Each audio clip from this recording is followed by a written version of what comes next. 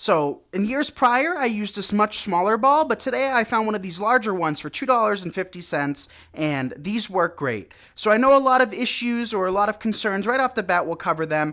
These actually last a pretty long time. So what I recommend doing is once we add the fabric, keeping the hole towards the surface, or at least remembering where it is to fill it up. The one that I have is still holding up strong 3 years later, so they do last a really long time. So today we're going to be using this vinyl tablecloth. So I picked this up from Walmart. The reason for it is that the typical fabric is not going to cover it in one quick pass.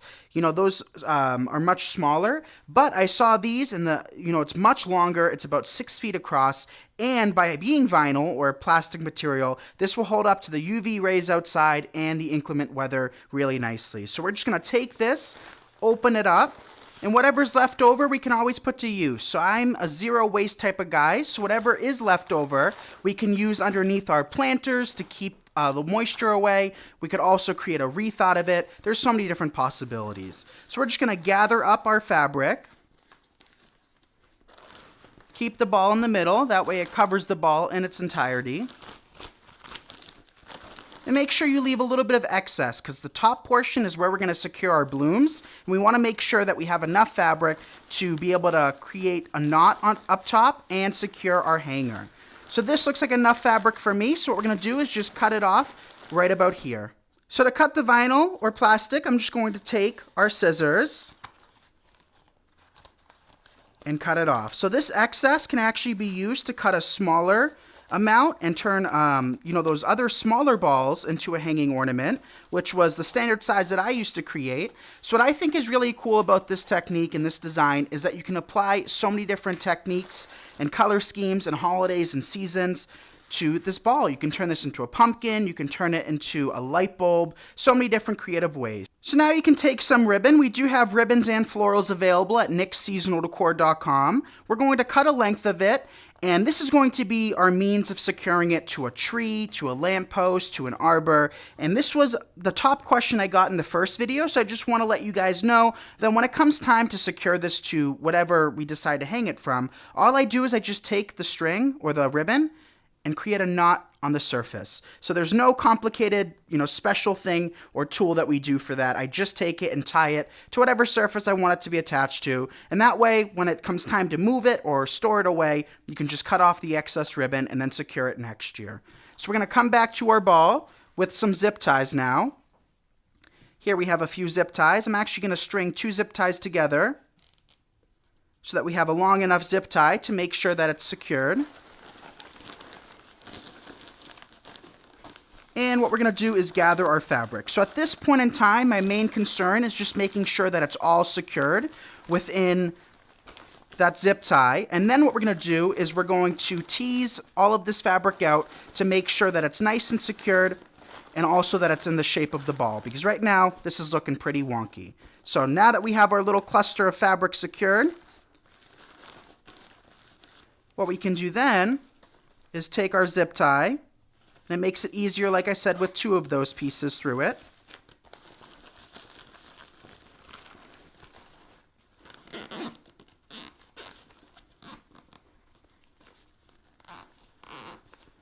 And tie it off. Then you can just cut the excess fabric off, or the zip tie off. So we want really nice pleating on the ball, and that's what I figured out a few years ago. It really creates a nice effect. So to get that, all I've been doing is just pulling a little bit, piece by piece, of the top until we have that nice pleating. Does it have to be perfect? No, it does not. But it does look a little bit better when you have those nice long lines kind of streaming down the ball, and you want it to be round, right? So you don't want any, super bulky parts, and so far I'm liking the way this is looking. So to make it a little bit more manageable, we don't need all of this substance up top, so we're just going to snip all of that excess off. And if this was typical fabric, because this is vinyl, if this was just basic fabric, you can use these as little terry cloths to clean your home. But we're not going to need this much for the top of the ball. What we're going to do to secure our flowers is simply and solely use what we have at the top. So all of this little right here. So now what we got to do is take our ribbon. I'm just going to take it and place it right here. You could do 2 knots to secure it and create a little loop. But what I like to do is just take 1 string, make sure enough of that string is underneath. You're not going to see it anyway. and secure it once more with a zip tie. So that means that the fabric is secured twice to prevent it from falling apart. So the more security measures you can take, the better off you are. Cut off that zip tie, and then we have our ball. Now it's time to add some flowers, and I figured what better way to create a hanging ornament than using hanging wisteria. So I have the pink variety here, or the white variety. It does come in pink and purple as well. And we're just going to snip the flower heads right off. So all of this foliage we can use as well. If we decide to choose and place it on, we can just cut the individual leaves off and work them in. And that'll just bulk up the overall ball. So that is one bush worth. We're going to add our flowers before adding any greenery.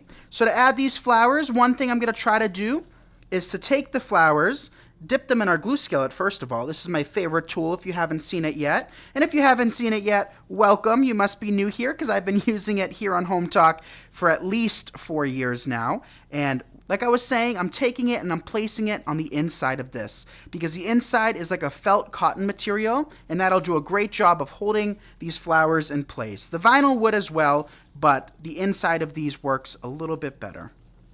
So we'll just take them and circulate around our orb. Another thing you can do too is cover this with yarn. So that would be a lot more time consuming, but it would create a really unique effect as well. So just continue dipping them. Make sure you use enough hot glue. Keep in mind at this time of year, even here in Massachusetts, it gets incredibly hot. And I know other parts of the country and the world it gets even hotter. So you got to make sure you use enough hot glue to keep it from melting off or falling off. Okay, so see what I'm doing here? I'm just swirling and making sure we get enough hot glue. So now we cut off the individual leaves, and what we can do then is just poke them right in to create a more 3D ball.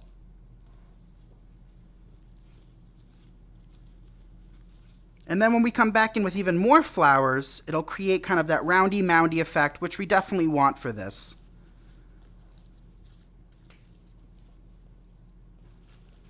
So just work them throughout. So now that we have a nice little bed of greenery, we can work in more flowers.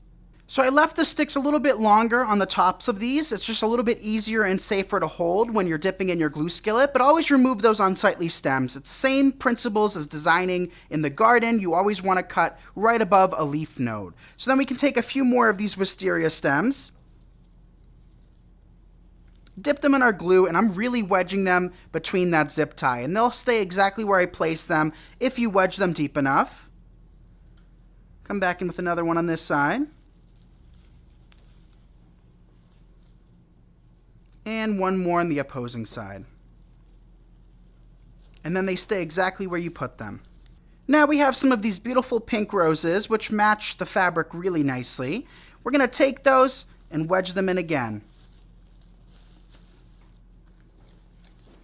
So you can use whatever flowers you like. We decided to use wisteria and roses today, but any flowers would look pretty. It's basically whatever you have on hand. So if you're like me, I design oftentimes with things that I have on hand. That way I can, kind of declutter a little bit, because in the crafting world, you get overwhelmed really quickly with, too many supplies. And it kind of saves you a buck or two by using what you got, and you're able to be a little bit more creative that way. So just taking these, working them throughout. So just dipping our third and final spray. Here's the larger of the blooms.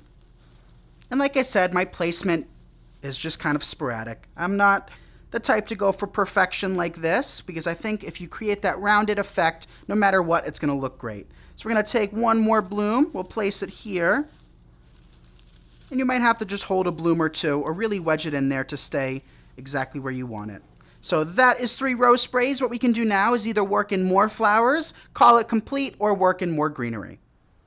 And here is the finished ball. So I decided against adding any other flowers or greenery. I think it looks really pretty all on its own next to this beautiful lilac bush in front of my office. So this is the larger ball, like I said before. However, you can absolutely do this on a smaller bouncy ball that are only $1 at the dollar store. Or what I think would look pretty too is to have a larger one followed by a smaller one above, and so on and so forth. You can get a lot of use out of these in a lot of different seasons. You could do a pumpkin, like I said before. You can do this in the shape of an egg. You can do this in different colors for different seasons and holidays, and varied sizes for added texture. So thank you all so much for watching. This is Nick Kretikos of Nick's Seasonal Decor, and you're watching me on Hometalk. Bye, everyone.